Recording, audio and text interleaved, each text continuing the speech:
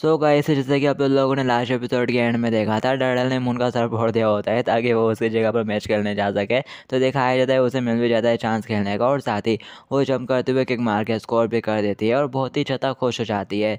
तो अब आगे तो एपिसोड की शुरुआत में अपन को किम हायशन के घर का सीन दिखाया जाता है। किम हायशन आती है किचन में, फ्रिज खोलती है और दूध पीने लगती है, और साथ ही उसकी नज़र किम होपेन पे पड़ती है जो कि उसके घर में भी बैठा हुआ है और टीवी देख रहा है। किम हायशन चलाते हुए कहती है, हे मैंने सुना है कि तुम हमारे घर के बेसमेंट में रह रहे हो, तुम हमेशा मेरे घर पर क्यों पड़े रहते हो, मेरे घर पर क्यों रहते हो, यहाँ से दफा हो जाओ। किम होपेन बोलता है, मेरी बात तुम्हारे पेरेंट्स के साथ हो चुकी है, तो इस काम से अब तुम्हारा कोई लेना देना नहीं। वो कहती है, सभी जगहों को छोड़कर आखिर यहाँ पर ही क्यों, तुम कहीं और क्यों नहीं चले जाते, अगर ऐसे चलता रहा तो तुम तो मेरे स्कूल में ट्रांसफर हो जाओगे। होपेन बोलता है, मैं तो वैसे भी कॉलेज की वजह से सियोल आने वाला था और अब तो चीजें और ज्यादा बेहतर हो चुकी है, मैंने पहले से ही ट्रांसफर करने के लिए अप्लाई कर दिया है और जब तक मुझे नया घर नहीं मिल जाता तब तक मैं यहीं पर रहने वाला हूँ। किम हायशन बोलती है, फाइनल है कि तुम हमारे घर का टीवी क्यों देख रहे हो, अगर तुम बेसमेंट में रहते हो तो वहीं पर रहो ना, यहाँ पर क्या कर रहे हो। किम होपेन कहता है, जो दूध तुमने अभी पिया वो मेरा था और आज सुबह जो तुमने खाना खाया था वो भी मेरा था। किम हायशन चलाते हुए कहती है, लेकिन ये फ्रिज है, ये तो मेरा है, तो बस यहाँ से दफा हो जाओ। होपेन बोलता है, आज मेरा सामान और इंटरनेट यहाँ पर आ जाएगा तो फिर मैं यहाँ पर आऊंगा भी नहीं, तुम बुलाओगे तब भी नहीं आऊंगा।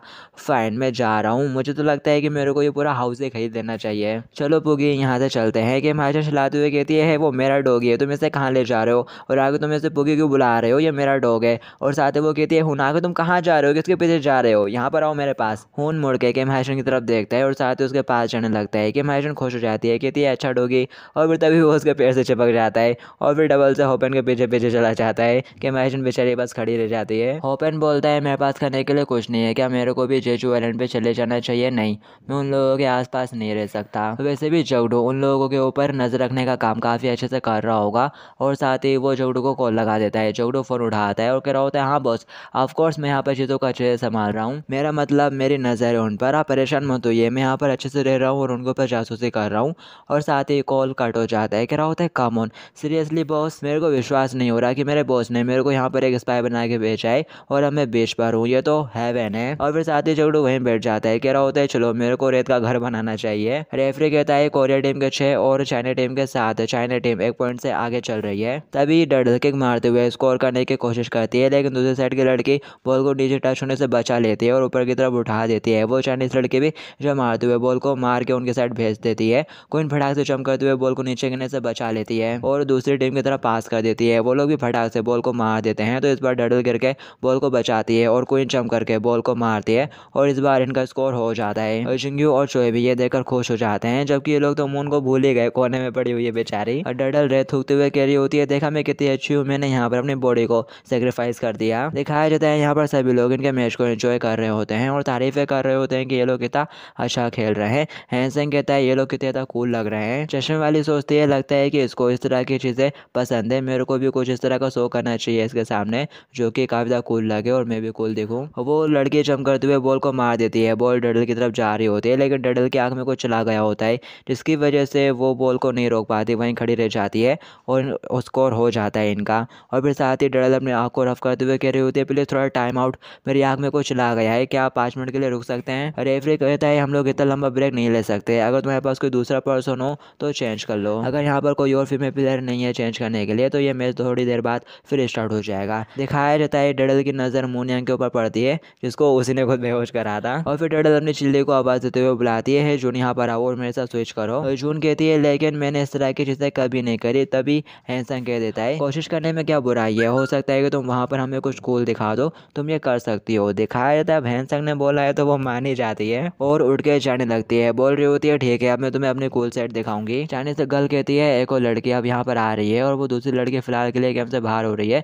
क्योंकि अब और कोई नहीं खेल सकता, तो मुझे लगता है कि वो इतनी ज़्यादा अच्छी नहीं होगी जो लड़की अभी यहाँ पर आ रही है। ग्रीन कपड़ों वाली लड़की बोलती है, मेरे पैर में थोड़ा सा दर्द हो गया तो हम स्विच कर रहे हैं, और साथ ही वो भी स्विच हो जाते हैं। चाइनीज लड़की बोलती है, चलो इसको थोड़ा सीरियसली खेलते हैं, अगर आप लोग यहाँ पर हार गए तो ये बहुत ज़्यादा शर्म की बात होगी। वो दूसरी लड़की भी बोलती है, हाँ आप लोग यहाँ पर हार नहीं सकते हैं। क्वीन बोलती है, क्या तुम कर पाओगी, और अब जबकि तुमको इस खेल का ज़्यादा एक्सपीरियंस नहीं है तो बॉल को रिसीव मैं करूँगी और तुमको पास करूँगी और तुम अटैक करना। वो कहती है, ठीक है चलो ऐसे करते हैं। और फिर हमें जगडू का सीन दिखाया जाता है, जिसने रेत का महल बना दिया होता है गुनगुनाते गुनगुनाते, और फिर तभी उसकी नज़र भी वहाँ पर पड़ जाती है। वो कह रहा होता है, आखिर वहाँ पर इतने सारे लोग इकट्ठा क्यों हैं, क्या वो हमारा ग्रुप है। चाइनीज लड़की की टीम बॉल को डिलीवर करती है, क्वीन रिसीव करती है और बॉल को हवा की तरफ उठा देती है। और अब यहाँ से जून को अटैक करना है। बॉल को देखकर जून की आंखों में एक अलग ही चमक होती है। वो फटाक से जंप करने वाला पोज लेती है, Shaolin art eagle style number 26, और ऊपर की तरफ जंप कर जाती है और अपने हाथों को पंछी की तरफ फड़फड़ाती है। उसने हाथों में कुछ तो लेकर रखा हुआ रहता है, शायद ये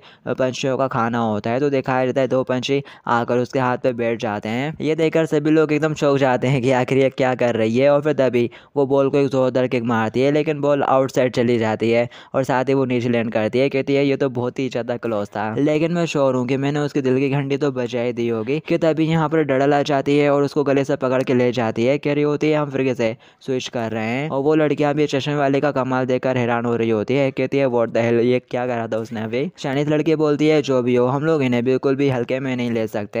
कि तभी उसकी नज़र साइड में पड़ती है। जगडू कह रहा होता है आई सी, तो तुम लोग यहाँ पर वॉलीबॉल खेल रहे हो। वो लड़की जगडू की तरफ ही देख रही होती है। उस लड़की का पूरा ध्यान जगडू की तरफ होता है। जगडू नाक में उंगली डालकर अपनी नाक हो जाता है और फिर साथ ही वहीं बैठ जाता है। काकरी हो जाता है, पाद मारता है और साथ ही डकार मारते हुए अपना पेट भी खोजाना शुरू कर देता है। वो लड़की जगडू को देखने में इतनी ज़्यादा बिजी हो जाती है कि बॉल को पकड़ने ही भूल जाती है। उसकी दोस्त चिल्लाते हुए कहती है आखिर तू ये कर क्या रही है, बॉल को क्यों नहीं पकड़ा। डेडल खुश हो जाती है। डेडल के टीम के 11 पॉइंट हुए रहते हैं, जबकि चाइनीज लड़कियों के 7 पॉइंट हुए होते हैं। उसकी दोस्त कहती है क्या हुआ।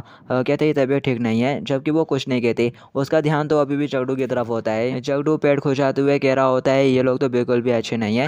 तभी वो लड़की बहुत जोर से चिल्लाती है जगडू के ऊपर, अपनी चाइनीज में कुछ बोल रही होती है उससे।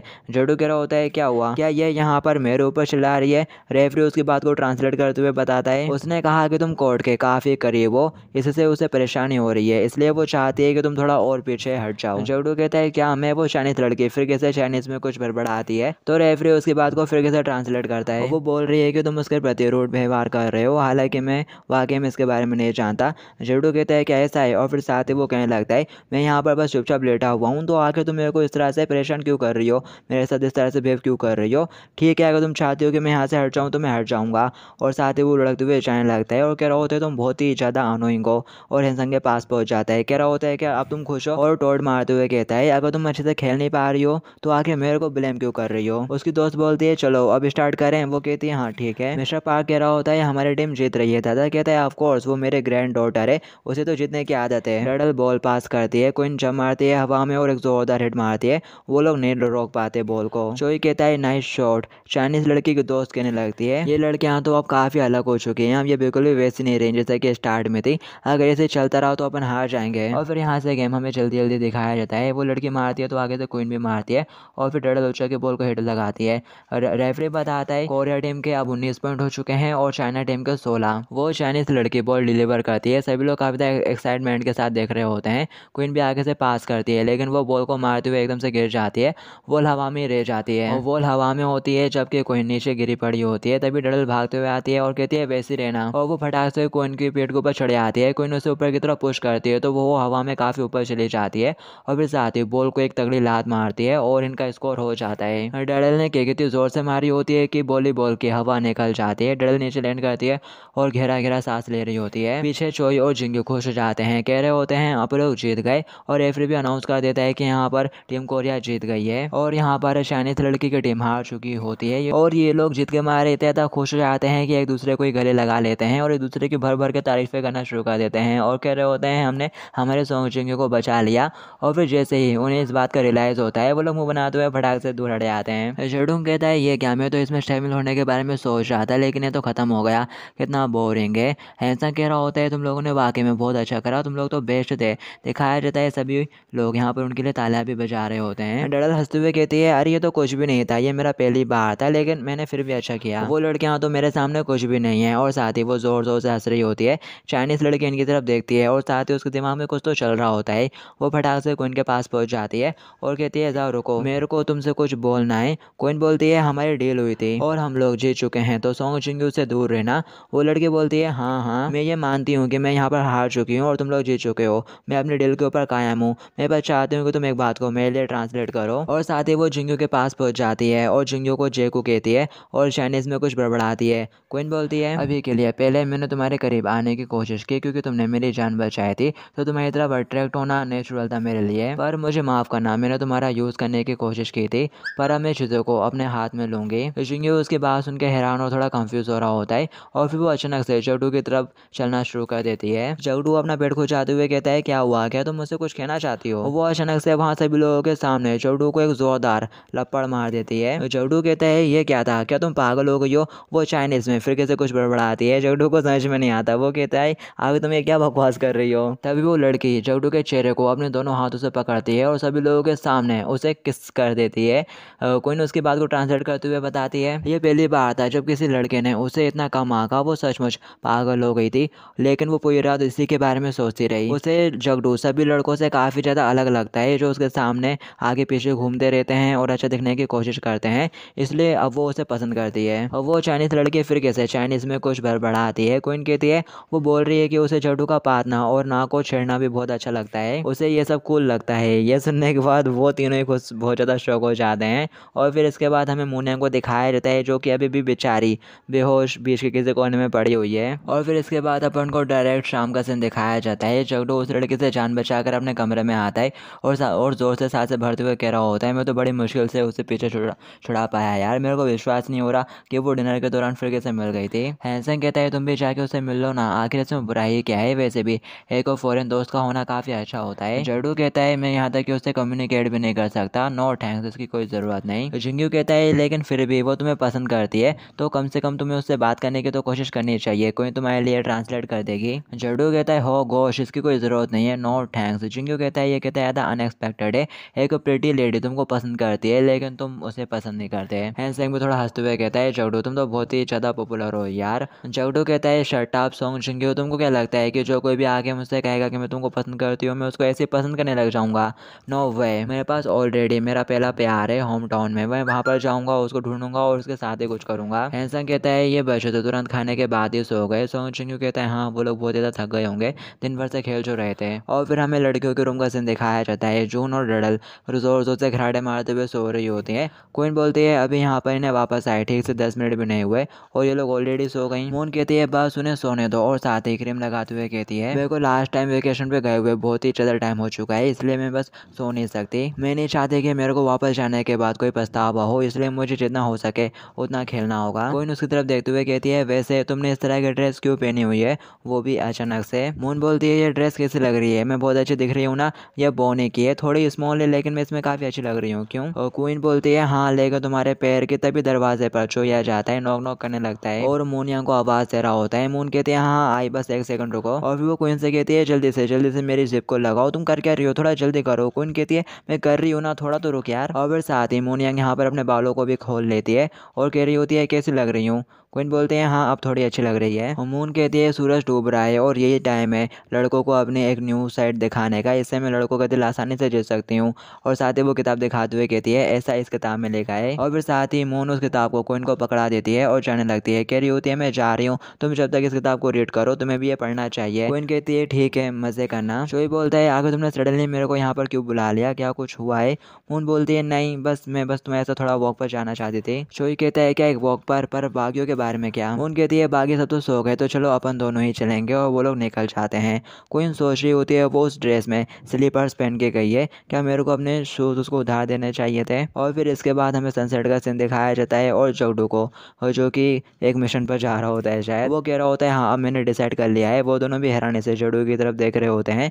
जगडू ने एक आर्मी वाली ड्रेस पहन ली होती है और उसने हाथ में फावड़ा उठा लिया होता है और वो एक बैग टांग के जाने लगता है। जिंगू कहता है आगे तुम्हें क्या कर रहे हो, इस तरह से कपड़े पहनकर शोबल के साथ आगे तुम करना क्या चाहते हो। हैंसेंग भी पूछता है हाँ आगे तुम इस तरह से कहाँ पर जा रहे हो, क्या कुछ गलत हो गया जगडू। और फिर साथ ही उन लोगों को ऐसा लगता है कि वो उस लड़की को मारने के लिए जा रहे हैं तो वो जाके फटाक से उसको पकड़ लेते हैं। हैंसेंग कहता है तुम ऐसा नहीं कर सकते, चाहे तुम उससे कितनी भी नफरत करो लेकिन ये गलत है। जिंगू भी उसका पैर पकड़ लेता है, कह रहा होता है प्लीज उससे जाने दो, छोड़ दो, तुम तो एक अच्छे गैंगस्टर हो ना। जगडू कहता है अगर तुम लोग ये कैसी बातें कर रहे हो, मेरे को छोड़ो, मेरे को कुछ काम करना है। और साथ ही वो निकल के भाग जाता है। हैंसेंग कहता है मैं उसके पीछे जाकर उसको फॉलो करता हूँ, मैं श्योर हूँ कि वो कुछ भी ऐसा वैसा नहीं करेगा, वो बस जरूर यहाँ पर टहलने जा रहा होगा। जिंगू भी दरवाजा बंद करके रूम में आ जाता है और दिल पे हाथ रखते हुए कहता है शुक्र है उसने तो मेरे को डराया दिया था, वो बस यहाँ पर टहलने के लिए जा रहा है। लेकिन वो कहता है अजीब है कि तभी उसके दरवाजे पे जोर से नॉक नॉक होती है। वो हैंसंग बोलता हुआ दरवाजे को खोलता है लेकिन दरवाजे पर क्वीन खड़ी होती है। जिंगू कहता है क्या हुआ, क्या कुछ काम है। क्वीन कहती है असल में वो टूथपेस्ट, मैं कुछ टूथपेस्ट लेने के लिए यहाँ पर आई हूँ। जिंगू कहता है हमारे रूम में भी टूथपेस्ट नहीं है लेकिन तुम ज़रा रुको मैं लेकर आता हूँ। और साथ ही वो दरवाज़ा दरवाज़ा लगा के अंदर की तरफ चला जाता है। क्वीन वहीं खड़ी रह जाती है और भी वो टूथपेस्ट लेकर आता है और क्वीन के हाथ में थमा देता है।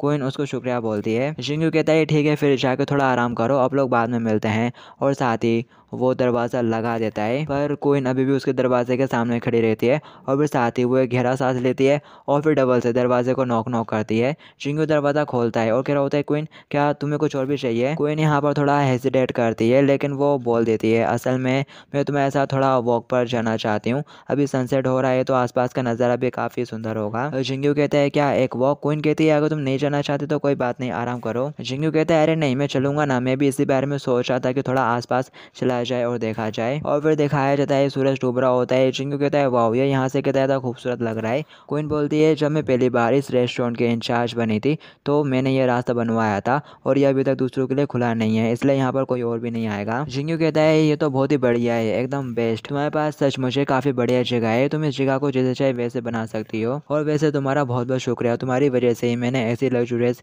चीज़ों का एक्सपीरियंस करा है। मैं यहाँ पर सिर्फ इसलिए आया क्योंकि इंसेंग ने रिक्वेस्ट की थी, लेकिन मुझे काफ़ी ज़्यादा खुशी है कि मैं यहाँ पर आया। क्वीन बोलती है मैं बहुत ज़्यादा थैंकफुल हूँ कि सभी लोगों को ये पसंद आया। तुम्हें पता है जब हम पहली बार मिले थे तो तुमने मुझे नज़रअंदाज करा था, मुझे अवॉइड करने की कोशिश की थी और मुझे पसंद भी नहीं किया था, और मेरे परिवार का थोड़ा अजीब होना भी मेरी मदद नहीं कर सका, तो अब क्या मैं अभी भी तुम्हें एक मॉन्स्टर की तरह लगती हूँ। जिंगू कहता है अरे तुम ये कैसी बातें कर रही हो, वो तो बहुत समय पहले की बात थी, उस समय मैं किसी के भी क्लोज नहीं था, इसलिए वो बस एक गलती थी, सीरियसली मतलब उसे। जिंगू कहता है तुम सही हो, अपनी फैमिली सिचुएशन की वजह से मैंने सभी लोगों को अपने से दूर कर दिया, मैंने अपना दिल सभी के लिए बंद कर दिया था। अगर एकदम ऑनेस्टली कहूँ तो हमारा स्कूल थोड़ा यूनिक है, इसलिए पहले तो मैं थोड़ा डरा हुआ था, लेकिन अब मैं बहुत ज़्यादा बेहतर महसूस करता हूँ वहाँ पर। लेकिन तुम भी कुछ अजीब थी, तुम भी बहुत बुरी थी। क्वीन कहती है अरे नहीं वो तो। जिंगू कहता है जब हम एक दूसरे को ठीक से नहीं जानते थे इसलिए चीज़ें ऐसी हो गई थी। जिंगू कहता है बहुत सी चीज़ें घटिया हुई थी, लेकिन अब मैं तुम्हें जानता हूँ इसलिए ये अब ठीक है। मैं जानता हूँ कि तुम उन लोगों से दूरी बनाकर रखते हो जो तुम्हारे परिवार के कारण तुमसे सावधान रहते हैं, और तुमको जानने के बाद मुझे पता चला तुम भी बस एक नॉर्मल हाई स्कूल के स्टूडेंट हो